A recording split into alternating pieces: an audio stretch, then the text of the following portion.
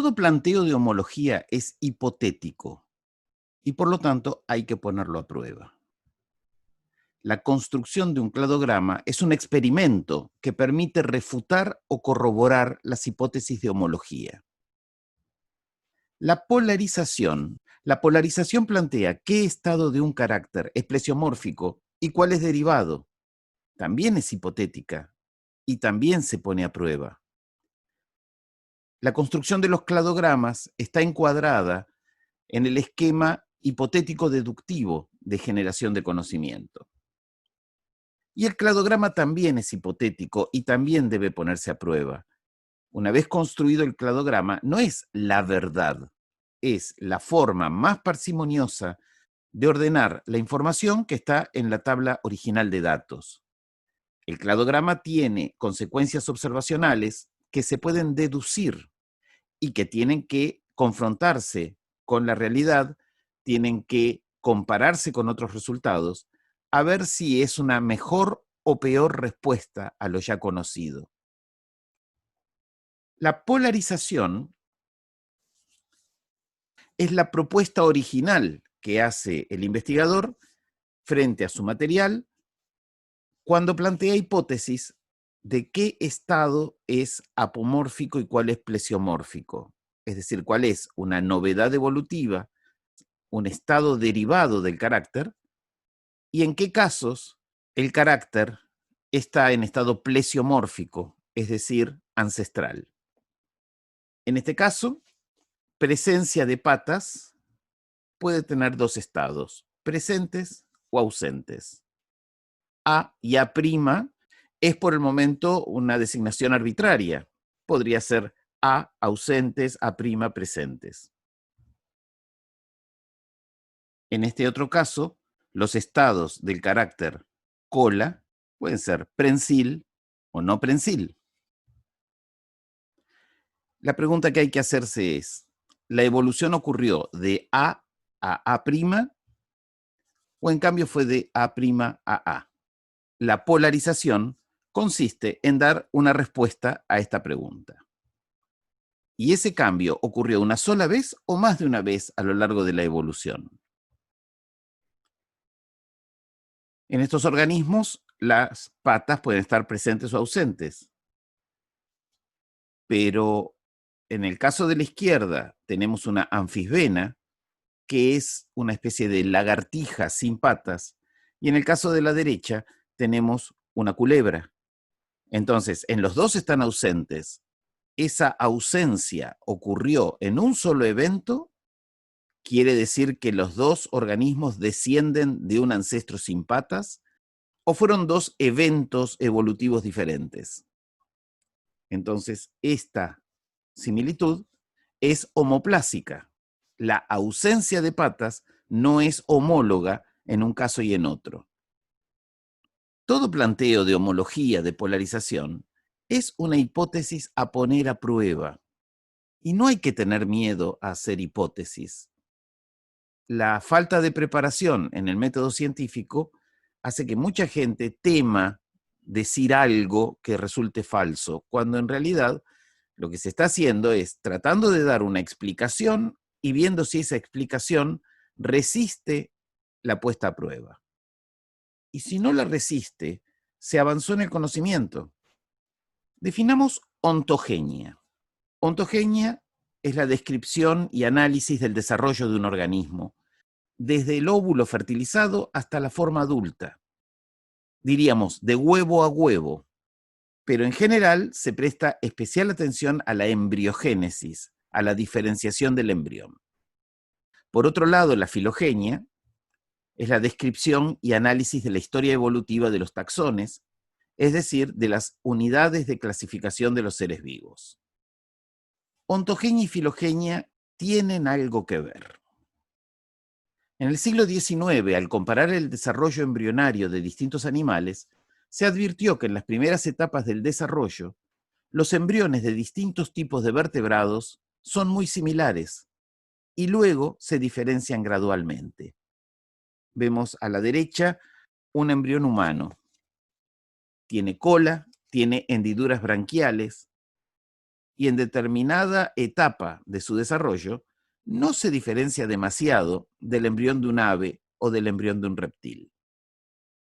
Y todos estos, los mamíferos, las aves, los reptiles, tienen hendiduras branquiales como tienen los peces, solo que los peces, a partir de ahí, desarrollan branquias y los otros tres no tienen branquias. ¿Por qué los mamíferos tendríamos que tener hendiduras branquiales como los peces si no tenemos branquias? Carl von Baer, un autor del siglo XIX, planteó la primera teoría sobre este asunto y desarrolló las leyes de von Baer, que en cierta medida todavía están vigentes. Las leyes de von Baer dicen que los caracteres más generales del grupo al que pertenece un embrión aparecen durante el desarrollo antes que las características más específicas. Si vemos el caso anterior, primero los embriones se pueden reconocer como cordados, como vertebrados, pero entre reptiles, aves y seres humanos, los embriones siguen pareciéndose hasta una etapa de desarrollo posterior. Solo después se van diferenciando y ya es reconocible el ave del mamífero, y dentro de los mamíferos los caracteres más específicos humanos aparecen más tarde. Lógicamente, estamos hablando del aspecto morfológico de los embriones. Hoy es posible identificarlos desde el primer momento con metodología molecular. Segundo principio de von Baer. A partir de las características más generales, las menos generales se desarrollan sucesivamente hasta que al final surge lo más específico. Es decir, que en todos estos embriones que estamos comparando, los pasos son los mismos. Hay una secuencia de pasos que se mantiene a lo largo de la evolución. Cada embrión, en vez de pasar por los estadios de otras formas animales, se separa de ellos. Es decir, que un mamífero no pasa por una etapa en la que es un pez y después se convierte en reptil y después se convierte en mamífero, sino que inician juntos, el desarrollo es parecido y cada vez se van alejando más. Y el cuarto principio de von Baer es que el embrión de una forma superior no se parece a ninguna otra forma, sino solo a su embrión. Obviamente, por la época en la que escribía este autor, se hablaba de animales superiores y animales inferiores. A partir de la teoría de la evolución planteada por Darwin, esta noción de animales superiores, animales inferiores, debió desaparecer. No desapareció porque hay gente que todavía hoy habla de animales primitivos y animales evolucionados o de animales inferiores o superiores. Es una larga batalla lingüística que hay que continuar. Ernst Haeckel, el primer evolucionista alemán, fue un gran difusor de las ideas de Darwin en Alemania, publicó estas ilustraciones para demostrar que los embriones de todos los vertebrados en principio son iguales o casi iguales. En una etapa posterior ya se distinguen los peces y los anfibios, y solo después ya se distingue el embrión de una tortuga, de un pollo, que son bastante parecidos entre sí, salvo por el caparazón, del embrión de los mamíferos, y dentro de los mamíferos son muy parecidos los embriones de un conejo y de un humano. Esto lo plantea Haeckel con una frase: la ontogenia recapitula la filogenia. Es una frase pegadiza, tuvo un gran éxito, se repitió miles de veces y es esencialmente falsa. Esta idea la plantea Haeckel como la ley biogenética fundamental, que hoy está absolutamente desprestigiada. Asume que el desarrollo embrionario evoluciona siempre agregando pasos posteriores a los caracteres terminales del desarrollo de los ancestros. Es decir, que un mamífero cumple todo el desarrollo embrionario de un pez, luego todo el desarrollo embrionario de un anfibio, luego todo el desarrollo embrionario de una lagartija, y así sucesivamente hasta que completa sus pasos terminales y llega a ser hombre.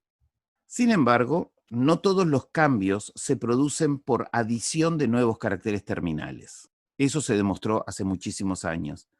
Pero además, el desarrollo de la genética. En los tiempos de Haeckel se sabía muy poco de genética. Recién a principios del siglo XX cobraron auge las leyes de Mendel, empezó el desarrollo de esa rama de la biología. Haeckel falleció en 1919, de modo que no lo podemos culpar de haber desconocido muchas cosas, pero sobre todo en la segunda mitad del siglo XX, el desarrollo de la genética, de la biología molecular, hizo que se descartara absolutamente la noción de que la ontogenia recapitula la filogenia. ¿Tiene algo que ver la ontogenia con la filogenia? Sí, pero no es una recapitulación. Un mamífero no es un pez al que se le fueron agregando características de reptil hasta llegar a ser lo que hoy es. No hay tal linealidad. Los embriones de una especie animal no se parecen a los adultos, actuales o pasados, de otras formas animales. La evolución ocurre en mosaico, y la regulación de cómo se expresan los genes, cuándo y a qué velocidad, determinan variaciones que no son aditivas terminalmente. Aunque la ontogenia brinda información útil para el análisis filogenético, no recapitula la filogenia. Aquí están los dos modelos, el de Haeckel y el de von Baer. En el modelo de Haeckel, los estadios de desarrollo recapitulan los estadios evolutivos adultos. Para von Baer, que es anterior a Haeckel, pero tuvo una visión posiblemente más acertada, no hay recapitulación. El desarrollo del embrión se va diversificando, se van alejando, cumplen ciertos pasos similares, pero se van especializando, pero se van separando, se van especificando a lo largo del desarrollo. Esta idea es la que resulta más convincente en la actualidad. Walter Garstang fue un autor muy lúcido que en la primera mitad del siglo XX hizo algunos aportes fundamentales. Incorporó la ontogenia al proceso evolutivo, pero en forma dinámica, no solo por comparación morfológica. Sostuvo que en el ritmo de desarrollo de las partes del organismo pueden ocurrir cambios, aceleración o retardo de ciertas fases que expliquen el origen de muchas estructuras. Esas estructuras no son cosas nuevas, sino algo que ya existía, pero cambió el tiempo o la velocidad de crecimiento. Una estructura que comience su desarrollo antes o después de lo que ocurría en el desarrollo embrionario de sus ancestros, posiblemente tenga ese órgano, esa estructura, más o menos desarrollada que en el ancestro. Y lo mismo si el desarrollo se acelera o se desacelera. Esto no es necesariamente la adición de nuevos caracteres, sino una modulación de cómo se expresan.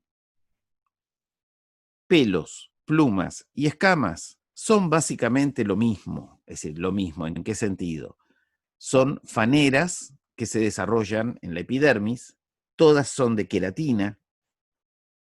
En los mamíferos es de alfa-queratina, en las aves y otros reptiles actuales tienen alfa y beta queratina, dos proteínas diferentes. En la actualidad se conoce qué genes son los que determinan la formación de pelos, la formación de plumas, el alargamiento como en pelos y plumas, es decir, la evolución sobre la misma base estructural modula la formación de distintas estructuras. Garstang sostenía, con razón, que las innovaciones evolutivas no son siempre el resultado de una adición terminal. Se pueden intercalar pasos, eliminar etapas terminales o eliminar etapas intermedias. Todo eso ocurre en los embriones. Describió casos en los que los adultos poseen rasgos que fueron juveniles en sus ancestros. A esto lo llamó neotenia. E introdujo la idea de la pedomorfosis, por la que una larva madura sexualmente. Es decir, se convierte en adulto sin dejar de tener las características larvales. Este es un axolotl. Pertenece al clado de las salamandras. Es un adulto, pero conserva el aspecto de un renacuajo incluidas las branquias típicas de los renacuajos jóvenes de los anfibios. Las salamandras normalmente pierden las branquias y sufren una metamorfosis durante la cual adquieren las características propias de las adultas. Esto no sucede con el axolotl, que se mantiene como un gran renacuajo. No se metamorfosea espontáneamente, pero desarrolla gónadas y madura sexualmente. En forma experimental, se puede inducir la metamorfosis y en ese caso el axolotl se transforma en una especie de salamandra. Pero en el ambiente natural, la mayor parte de las veces, ese proceso no ocurre. Este es un ejemplo clásico de pedomorfosis. Garstein sostuvo que la evolución puede ocurrir en forma independiente en las larvas y en los adultos. La aparición de novedades evolutivas puede deberse a alteraciones en la ontogenia y no a modificaciones del estado adulto. Darwin se centró en la competencia, en la supervivencia, en la selección natural del organismo una vez terminado el desarrollo embrionario. En esa época se pensaba que el desarrollo embrionario era fijo, que no podía pasar nada nuevo dentro del útero materno o dentro del huevo. Garstein dijo, ¿por qué no? Y cuando el ciclo de vida es indirecto, es decir, cuando hay larvas que se metamorfosean para convertirse en juveniles o adultos, a esa larva le pueden ocurrir muchas cosas. Un pequeño cambio en el desarrollo embrionario o un proceso adaptativo de las larvas puede determinar diferencias en el adulto que no son adiciones terminales ni son necesariamente modificaciones determinadas por la selección natural en el estado adulto. En contra de la ley biogenética de Haeckel, Garstein sostuvo que la ontogenia no recapitula la filogenia, sino que la crea. La ontogenia, los cambios ontogenéticos, son los que van creando la filogenia. No hay recapitulación. Hace unos 30 años se institucionalizó la teoría del Evo-Devo, basada en la genética embriológica, con métodos moleculares que permitieron descubrir los genes homeobox, que regulan la morfogénesis de los animales.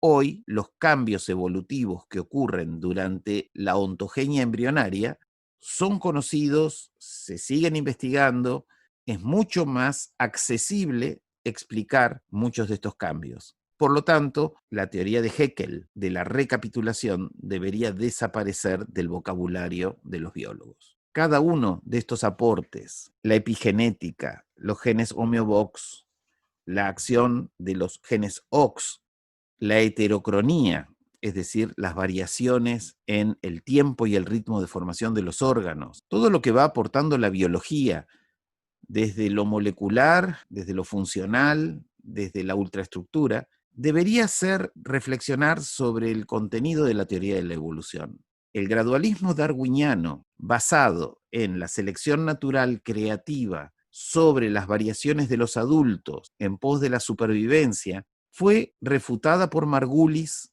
al plantear la teoría endosimbiótica seriada de origen de los eucariotas. La biología del desarrollo, al estudiar la morfogénesis de los embriones, la teoría jerárquica de la selección que desarrolló Stephen Jay Gould a fines del siglo XX, todo eso debería modificar el pensamiento de los biólogos, no en descrédito de Darwin, en absoluto. Fue un genio, fue realmente un personaje admirable, pero escribió a mediados del siglo XIX, sin una base genética, sin conocimiento de los mecanismos con los que funcionan los organismos, de modo que su gradualismo seleccionista hoy en día no es sostenido por la mayor parte de los biólogos profesionales que investigan los mecanismos de la evolución. En la fila de abajo están los dibujos de Haeckel. En la fila de arriba vemos las fotografías de algunos embriones estudiados por Haeckel. Haeckel exageró la similitud. Como dibujante, buscó la manera de difundir una idea de modo convincente. La realidad no era tan ajustada, pero es cierto, los embriones se parecen entre sí, Los embriones siguen patrones de desarrollo similares. Es cierto que primero se forman los caracteres más generales y después los más específicos.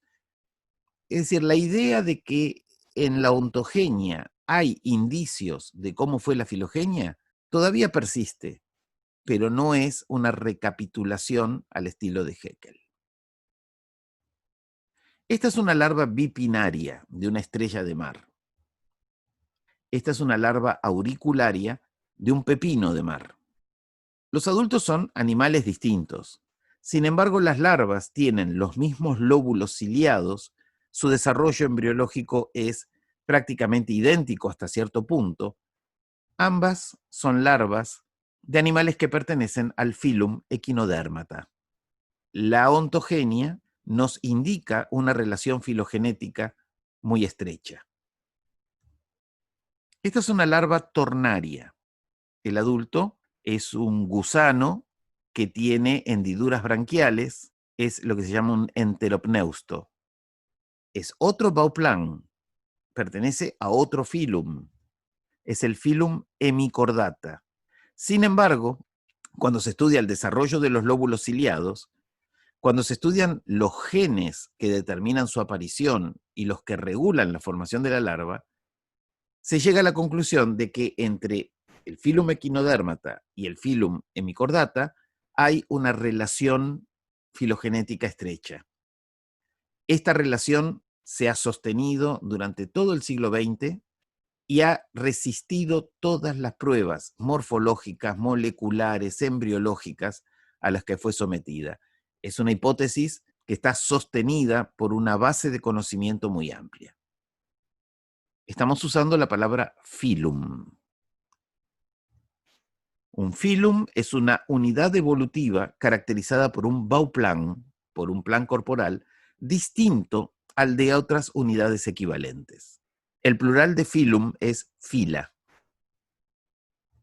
El plan corporal se refiere al número de capas de tejidos que se forman en el embrión, pueden ser 2, pueden ser 3, la disposición interna de los tejidos, órganos y sistemas, la simetría del cuerpo, el número de segmentos corporales si los tienen. Hay animales que tienen metamería, están divididos en segmentos, otros que no, si poseen extremidades, etc. Cada filum, en teoría, tiene un bauplan distinto. Esto traslada la discusión a si ciertas diferencias son variaciones del mismo bauplan o merecen ser consideradas un bauplan distinto, pero el concepto está planteado en forma clara. Estas son larvas trocóforas. Tienen anillos de cilias de función nadadora, un mechón apical de cilias. En este caso, son larvas de moluscos. La primera da origen a un abalón, a un gasterópodo, es un caracol, mientras que la segunda da origen a un quitón que tiene 8 placas dorsales. Estos dos animales tienen el mismo bauplan a pesar de sus diferencias. Esta otra larva trocófora da origen a este adulto. Es una trocófora de un anélido poliqueto, un gusano marino que tiene un bauplan totalmente distinto. Sin embargo, su embriología, las características de sus larvas, indican una estrecha relación filogenética entre los moluscos y los anélidos. Para polarizar los caracteres, cuando queremos hacer un cladograma, hay pocos métodos disponibles. Uno es el llamado método directo u ontogenético. Parte de la noción de von Baer de la similitud del desarrollo embrionario de los clados que están cercanos evolutivamente. Los miembros de clados hermanos siguen el mismo curso de desarrollo hasta el estadio de su divergencia en clados separados. Es decir, dos clados hermanos van a mostrar en su ontogenia los mismos pasos, las mismas características, hasta que se desarrollen sus características específicas. El estado de carácter que aparece más temprano durante la ontogenia se debe interpretar como plesiomórfico. Si en el curso de la ontogenia se observa una secuencia que va de un estado de carácter presente en un outgroup a un estado que solo se encuentra dentro del grupo de interés, dentro del ingroup, este último se interpreta como derivado, como apomórfico. Si dentro del ingroup se observan dos secuencias embrionarias para un carácter y fuera, en el outgroup, se observa solo una de ellas, se asume que ese patrón de desarrollo que está en el outgroup y en una parte del ingroup es el patrón ancestral. Nos estamos refiriendo a estados de desarrollo, pero vamos a ver que en el método indirecto este concepto lo vamos a extender también a los caracteres adultos. Los peces tienen una línea lateral sensorial que se prolonga hacia la cabeza por ramificaciones con grupos de células llamados neuromastos. Los neuromastos desembocan en la superficie de la cabeza mediante poros que se pueden ubicar en surcos abiertos o en tubos de tejido epitelial. Estos son dos estados de carácter. Neuromasto abriendo al exterior por poros dentro de surcos o neuromastos que abren al interior de tubos de tejido epitelial. A modo de ejemplo, aquí tenemos una especie de pez, un Poeciliopsis de México, ahí está la referencia bibliográfica, y están indicadas las aperturas de los neuromastos. En rojo están los surcos sensoriales, en verde los poros que se abren en canales tubulares. Esto es común a los osteícteos. Los peces con esqueleto óseo tienen este tipo de estructuras. Entonces tenemos poros que abren al exterior en surcos abiertos y poros que desembocan en tubos epiteliales. Los juveniles de los géneros que tienen canales tubulares, es decir, tubos epiteliales, pasan por un estadio ontogenético caracterizado por surcos abiertos. Muchos de estos juveniles muestran un polimorfismo transicional de líneas tubulares y surcos abiertos. Es decir, que hay pasos ontogenéticos de surcos abiertos, luego hay un polimorfismo, es decir, en el mismo juvenil hay tubos y canales. El desarrollo de un surco abierto es un precursor ontogenético necesario para el sistema de canales tubulares. Entonces, este último tiene que ser derivado, no ancestral. El surco abierto que aparece antes en la ontogenia se interpreta como plesiomórfico. Este es el método directo de polarización. ¿Se pueden cometer errores de polarización? Podría ser. Ese eventual error se descubrirá cuando se ponga a prueba esta hipótesis de polaridad al construir el cladograma. Podemos llegar a concluir que fue un buen criterio que se mantuvo en la construcción del cladograma o que la construcción del cladograma lo rechazó. Podría ser, por ejemplo, que en un clado donde los adultos tienen tubos epiteliales, alguna especie no los formara por una mutación en un gen regulador, en un gen homeobox, no se forman los tubos epiteliales. Entonces aparece con un surco abierto dentro de un clado donde debería tener tubos. En ese caso hablamos de una reversión, pero que es una novedad evolutiva dentro de ese clado. A esa especie particular que sufrió esta modificación, en la tabla original hemos marcado que el carácter tenía un estado plesiomórfico, y sin embargo no es plesiomórfico. Es apomórfico porque significa la pérdida de los tubos epiteliales, y eso es un rechazo de la hipótesis de polarización. Polarizar no quiere decir afirmar una verdad, sino plantear una hipótesis razonable basada en algún argumento surgido de la evidencia, y después nos daremos cuenta si esto que estábamos diciendo se podía mantener o si debía ser rechazado porque la construcción del cladograma demostró que era falso. El segundo método es el método del outgroup, el método indirecto. Este es el que se usa regularmente casi todo el tiempo. consiste en plantear la hipótesis más parsimoniosa por comparación con un grupo externo. Aquí tenemos un cladograma de mamíferos. La mayoría de los mamíferos son vivíparos. Sin embargo, unas pocas especies son ovíparas. Aquí tenemos dos estados de carácter. Tipo de reproducción, ovíparo o vivíparo. ¿Cuál es plesiomórfico? ¿Cuál es apomórfico? Ovíparos, por ejemplo, el ornitorrinco, la equidna, que es el animal que está en la foto. Aquí tenemos una pequeña equidna saliendo de un huevo. Mucha gente se sorprende y dice, ¿cómo es posible que un mamífero ponga huevos? Los mamíferos no ponen huevos. ¿Qué son? ¿Mitad mamífero y mitad ave? No, pensemos en el cladograma. En mamíferos tenemos ovíparos y vivíparos. Queremos saber cuál es la condición plesiomórfica. Comparamos con el grupo hermano.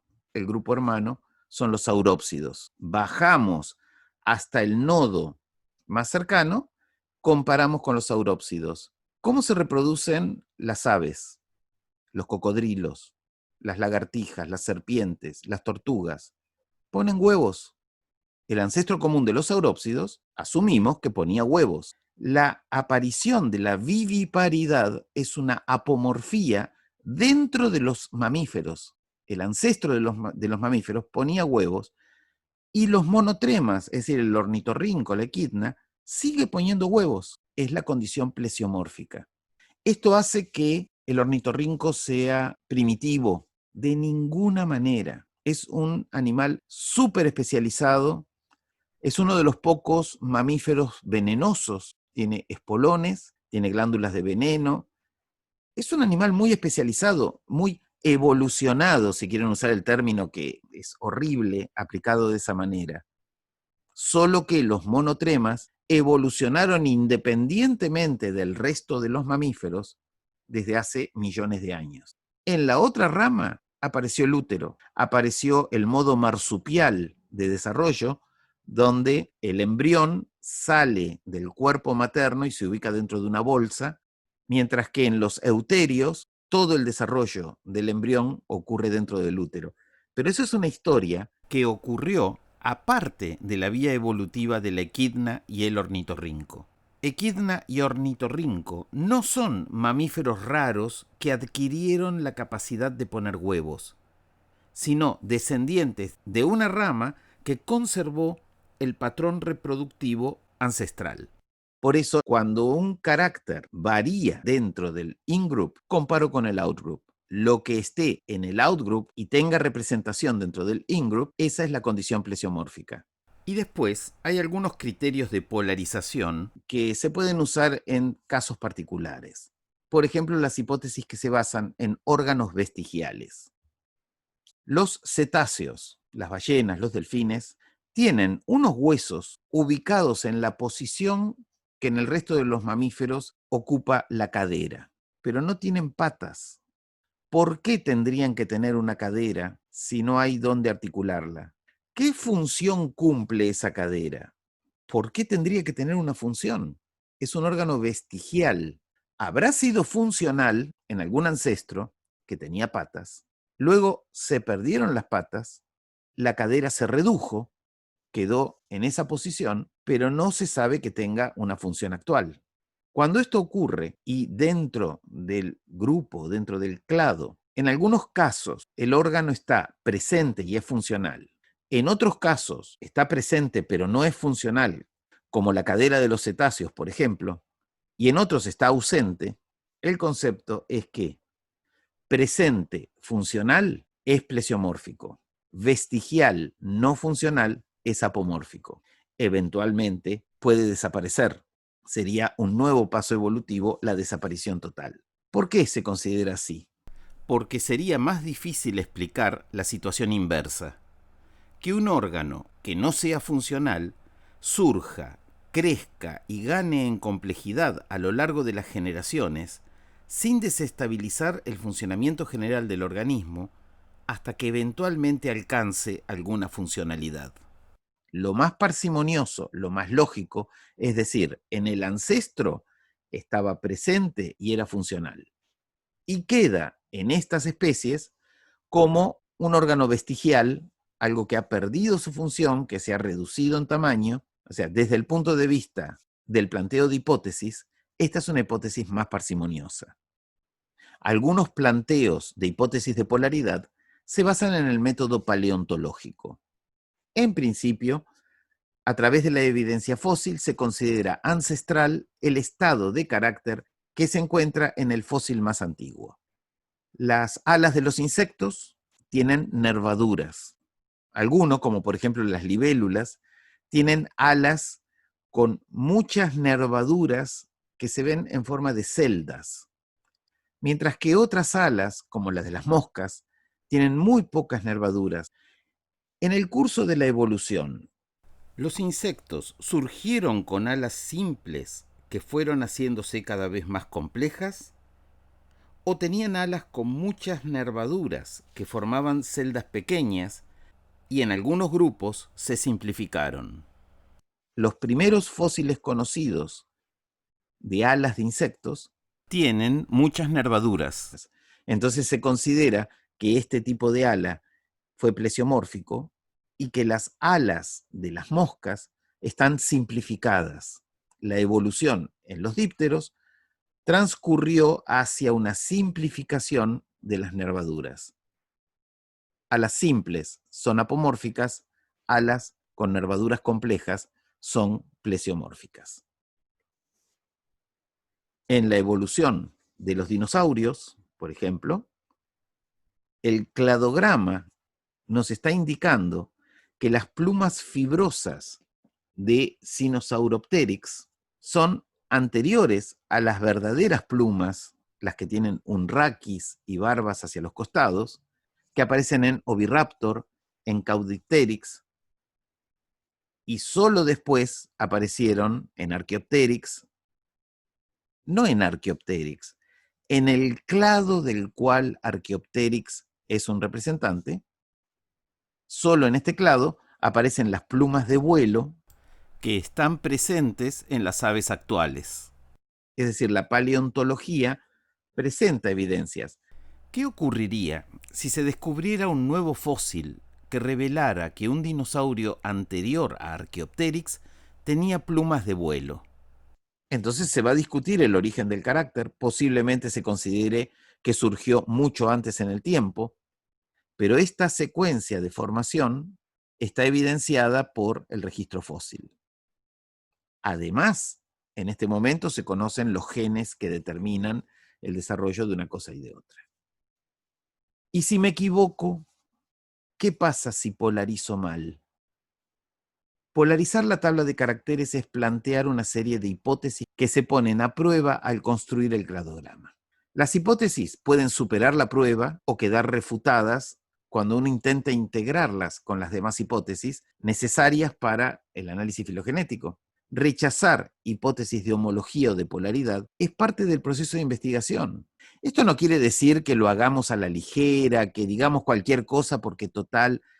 No, la calidad del resultado, la calidad del modelo filogenético que logremos, también depende de la calidad de las hipótesis iniciales. No hay que prestar poca atención en la polarización, pero los riesgos reales son pocos. Normalmente, el investigador no llega a un único cladograma, no llega a la verdad. No es como pretendía Linneo, sino que se confrontan distintos resultados obtenidos a partir de la misma matriz de datos. Con la misma matriz de datos, distintos investigadores o el mismo investigador llega a distintos resultados, a distintos cladogramas. Esos cladogramas contienen distinta cantidad de homoplasias. Los errores de identificación de homologías o de polarización suelen producir cladogramas menos parsimoniosos, es decir, cladogramas que asumen mayor cantidad de pasos. Las homoplasias aumentan la cantidad de pasos evolutivos. Y entonces ese cladograma será rechazado quizá por culpa de errores de polarización. El análisis de cladogramas sirve para identificar los errores de identificación de homología y los eventuales errores de polarización. Siempre es mejor contar con una hipótesis pasible de refutación que operar a ciegas confiando en el instinto. Resumiendo, los métodos más aceptados en la actualidad como métodos generales, el outgroup. La comparación con un outgroup es el método más general. El método directo, la ontogenia, se usa, tiene el problema de que no siempre las adiciones son terminales y tiene el otro problema que en muchos grupos no se conoce detalladamente la embriología de todos los taxones que uno pretende introducir al cladograma. Como método directo también están las secuencias prefijadas. Hay vías metabólicas que van encadenando pasos. Algunas especies excretan amoníaco, otras producen urea, otras producen ácido úrico. Para llegar al ácido úrico hay que pasar por la formación de amoníaco, producir urea y luego ácido úrico. Por lo tanto, la excreción de amoníaco es plesiomórfica. Lo mismo ocurre con secuencias moleculares de control del desarrollo, el orden en que van actuando distintos genes. Estas son secuencias prefijadas que de algún modo también dan evidencias directas de secuencias de cambio. Métodos particulares, el método paleontológico, el análisis de órganos vestigiales, a veces la teratología, es decir, las fallas de desarrollo que hacen que aparezca algún carácter atávico, pero estos métodos particulares tienen mucha menos aplicación. La paleontología en este sentido es más productiva que el estudio de órganos vestigiales y un hallazgo paleontológico puede revertir gran parte del conocimiento filogenético anterior.